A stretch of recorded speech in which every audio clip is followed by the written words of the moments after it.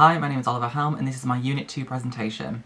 Within this presentation I'm going to be documenting my personal professional development throughout my H&C course starting in September of 2020 through till June of 2021.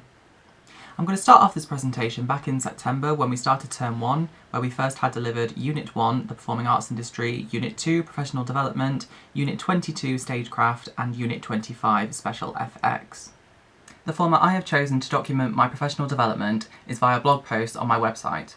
I'm going to be throwing up images of my personal work as well as screen grabs from those blog posts. During weeks 1, 2 and 3 we had the delivery of Unit 1, the Performing Arts Industry, as well as Unit 25, Special FX. Unit 1 was mainly essay and Unit 25 was a mixture of essay and portfolio work. Within Unit 25 we decided to tailor the entire project around a shooting within a shopping centre. This allowed us to then do research on real-life bullet wounds, as well as then prosthetics, before then sculpting and building our own prosthetics. However, we did start off the year by live casting each other's faces. This was a very exciting, intense and interesting skill to learn. Learning the skill of live casting and doing it safely and correctly is very important if you want to work within TV and film. I also feel that live casting is a really good team building activity, as we all had to work together very efficiently and ensure that our time management skills were up to scratch. Within the rest of weeks 1, 2 and 3, we then carried on with our Unit 1 Performing Arts Industry as well as Unit 2 Special Effects. With the Performing Arts Industry, we really had to brush up on our academic writing as this was a much higher level than we'd ever done before prior to level 3. I think working on the Performing Arts Industry definitely did help my professional development in that I then had the opportunity to work on my academic writing a lot more and also gave me a really good transferable skill when I go into the working world. We decided with our Unit 25 Special Effects event that we would actually partner up with the Health and Social Care team over at Northern Arts, and this was a great decision on our part as due to COVID we would not be able to get too much work experience, however this did sort of suit us that. Moving on to weeks 4 and 6, we then decided to actually start sculpting, moulding and actually painting some of our pieces ready for that special effects event. Although this was quite early, I think it was good to get a practice in as due to COVID and working from home we had not had the opportunity to actually do many application pieces on clients again. It was then during these 2 weeks that we then had the delivery of Unit 2, the Professional Development Unit. Again, here we were focusing on our academic writing and research skills as we decided how we were going to present our project. During weeks 5 and 7, I actually decided to get a little bit of a head start on the period work as I knew that was a very large unit, and so during that time I was then able to create a 19th century and a 20th century look. It was also during this time that I also then got to have a little bit more experience with wigs, which is the chosen area that I've decided to go into, as well as makeup applications, but I also had the opportunity to work with human hair wigs, which is something that I had never been able to before. As you can see by the images, I decided to make a 19th century Regency / Romantic era wig as well as a pairing makeup application on a model. I do think this worked absolutely amazingly. Working with the human hair wig really showed what you can do and the transformation was absolutely amazing. Although there was not much makeup there, I do feel like it was a really effective look. To create this look, I did actually look at the book Historical Wig Styling Ancient Egypt to the 1830s by Alison Lowry. I do feel like this was a very, very helpful book as it did actually give you a step-by-step of what to do with the hair and the makeup.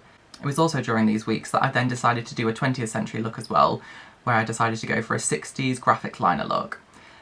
Looking back at this, I do feel like it is a little bit too modern, and if you were trying to place that as a period look, I don't think it would class. When I think of the 60s, I think of quite intricate eye makeup with a bold lip and very, very natural skin. However, as you can see from these photos, it was quite intense base glam makeup, which is something I definitely do regret.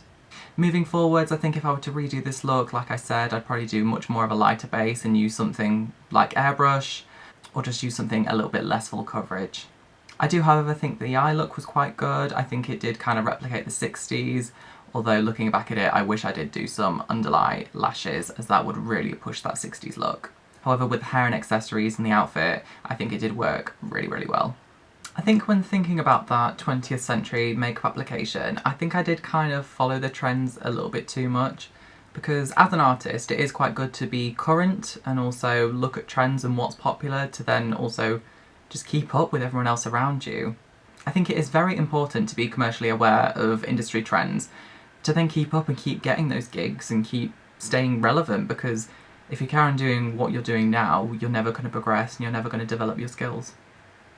And I feel definitely when looking at that 20th century look, I was very much following the trends of intense highlight and cream contour and that kind of makeup application. However, when trying to do a period look, I don't feel like that was the correct technique to do. It was also during this week that we had the delivery of Unit 2 Stagecraft. I did actually really struggle with this essay as it was based around working in a professional theatre, and due to COVID we did not have that opportunity. Thankfully I did pull from prior experience when working with a local school on the production of Alice in Wonderland. During weeks 8 and 9 we were still carrying on with our practice applications, and as well as that we were then also finalising up some of our pieces ready for our medical simulation event over at Workshop. I will say I feel like I was quite confident with some of the pieces that I made, as well as how I painted them ready for the event, because then that way it wasn't too much when it came to application and it was mainly just melting the edges and doing a little bit of extra painting and blood work. Again, during this time we were still then expanding our knowledge and experience working with special effects. It was actually during this time that I decided to dip my toes a little bit more into social media and actually start to post on my YouTube account. I decided to follow a makeup tutorial by industry icon Scott Barnes and actually decided to post that to my account. And to my surprise, he actually left some lovely creative criticism, which I thought was actually quite helpful, more than just saying that he loved it. So I'll throw up a couple screen grabs of that at the side of me now. When thinking about social media, I do often think that there is actually an opportunity for a job there, as previous alumni Rebecca Capel, who was a student who went to Retford, she currently works mainly doing YouTube and Instagram as her full-time job, and she actually does quite well for herself. I think after being noticed by Scott himself, kind of did make me think that this is actually possibly a career opportunity that I could choose to follow if I wanted to. Moving on to week 10, we now had assessment day, which was our first practical assessment of our HNC course. I really did enjoy the practical assessment, as it really did throw me back into a professional working environment and also gave me the opportunity to work on new models, which is something I've not been able to do for a long time due to COVID. I feel when looking at my evaluation images, I feel like I did an okay job. Would it be special effects industry standard? No. Is it quite good for little experience with special effects? I would say yes. I think my pieces did work really well. I was happy that I did do the pre-painting on them so that the application was significantly quicker, and then just matching them to the client's foundation shade was quite quick as well. I think my only griefs with the assessment would be possibly one of my pieces. The edges didn't blend as much as I wanted them to, and then also my time management. I do feel like I could have gone a lot faster and that it didn't run as smoothly as I wanted it to. However, working in a new environment, sometimes it can be like that. Moving on to week 11, it's now closing out the end of term 1, and pretty much during this week it was just finishing up loose ends on any essays that needed to be handed in and just printing off portfolio work. However, during this time, I also then decided to enter the War Paint competition. War Paint is the national makeup magazine into which they often do competitions in the spring, summer, autumn and winter. The competition that I decided to enter was the War Paint Naughty or Nice competition. I decided to go with something that was a little bit more glam, as I do feel that is my specialty, but then also decided to throw in a blue wig just to add that real icy feel. Unfortunately, I did not win the competition. However, looking back at the look, I am extremely proud of what I created, not only with the wig, but also the makeup application.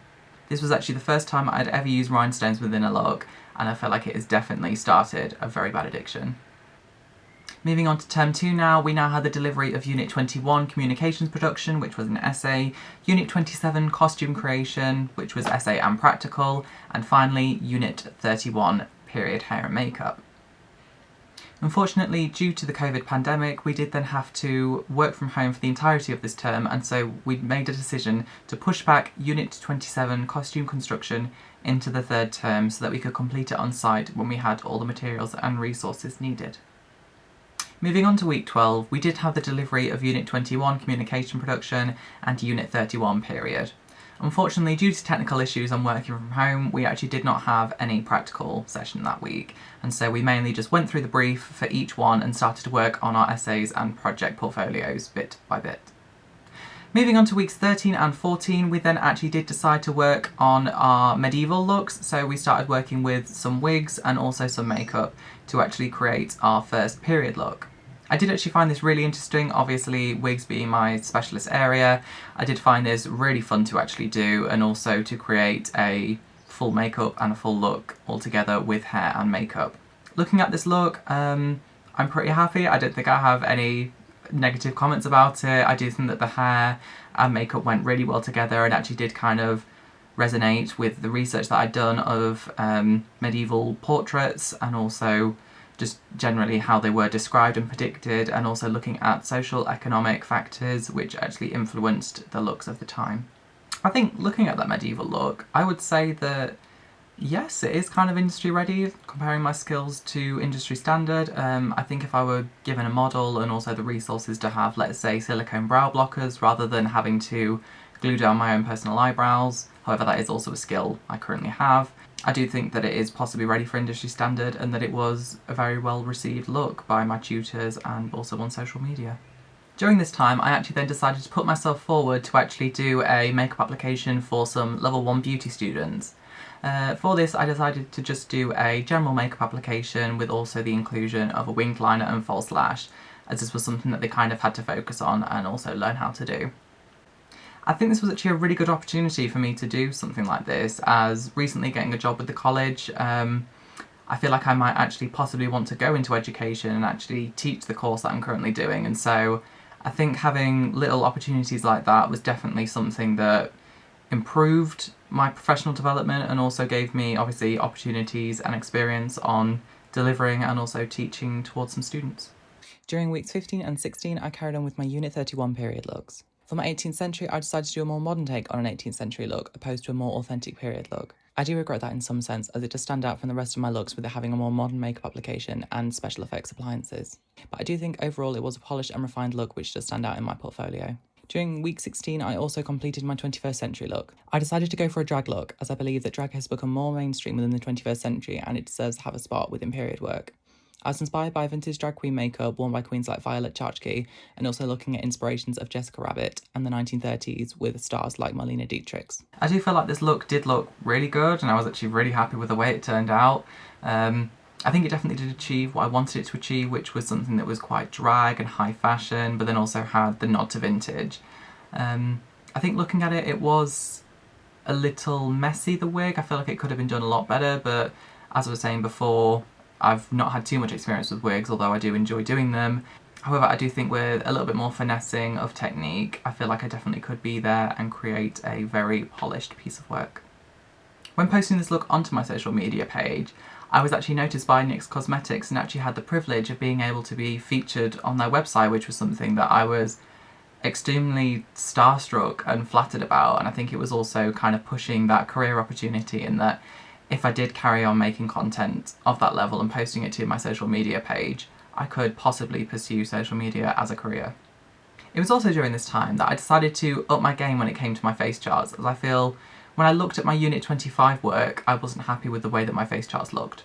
I decided to do a little bit more research and actually look at James Malloy, who is the head of My Kit Co, who does very, very well refined face charts. Thankfully, James does actually have a YouTube channel himself and actually does have videos of him doing face charts.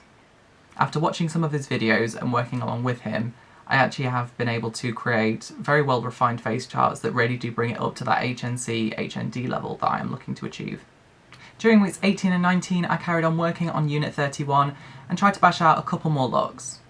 Although the Roman Empire came before the medieval period, I do feel like their looks were far too similar, and so I decided to actually look towards more Egyptian makeup.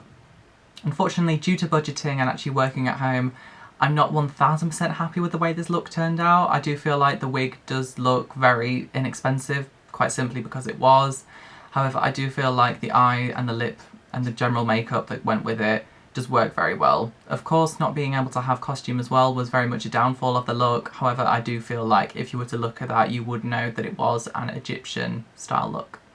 During week 20, we did actually bounce back towards Unit 2 and actually looked at our CVs once again.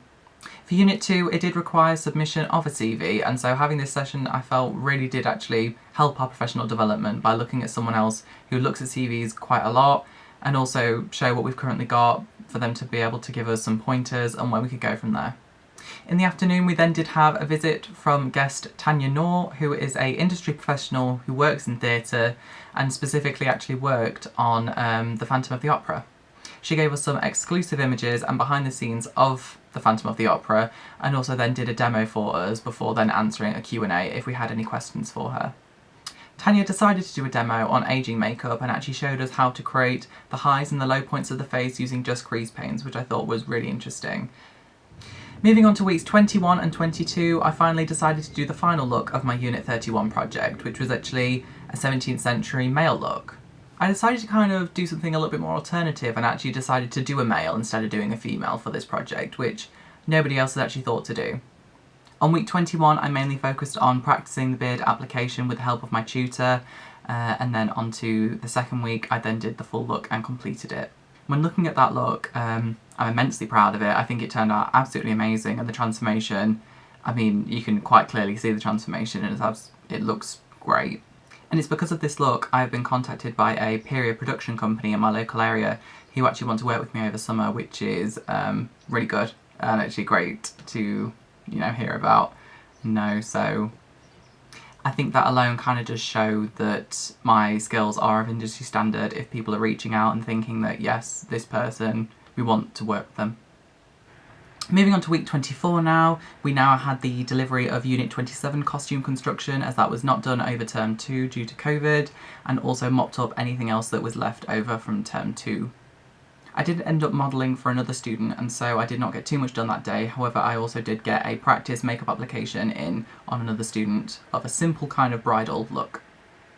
I think looking at this, it turned out really, really well. It was really nice natural base application as well as a really neutral eye and a nice lip. Looking at this, I wish this was the kind of base that I did, if not a little bit less, for my 20th century look that I did. I feel like this would have been the correct base application to use. I think having the products, tools and equipment as well as the skill to be able to apply airbrush makeup is really important when it comes to your brides, proms and other glamorous makeup applications.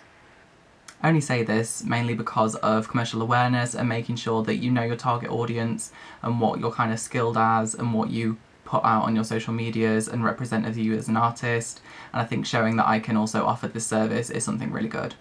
Moving on to week 25, I now decided that I wanted to work a little bit more with wigs and actually start making some wefts myself. So I was given some Afro-Caribbean hair and shown how to set it all up, and was given the task of making wefts.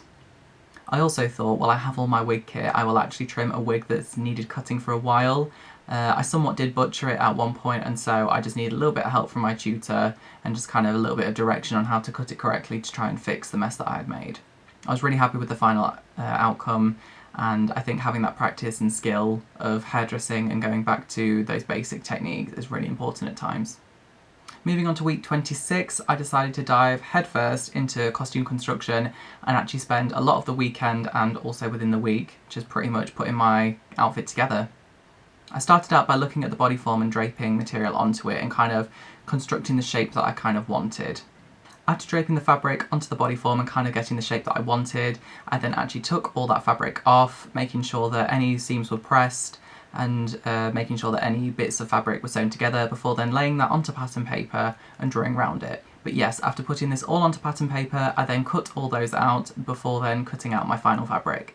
Moving on to week 28, I then decided to sew all my pieces together and kind of construct the front section of my bodice. I then bit by bit started drawing on the sort of direction that I wanted the butterflies and actually started sticking them down onto the dress with hot glue.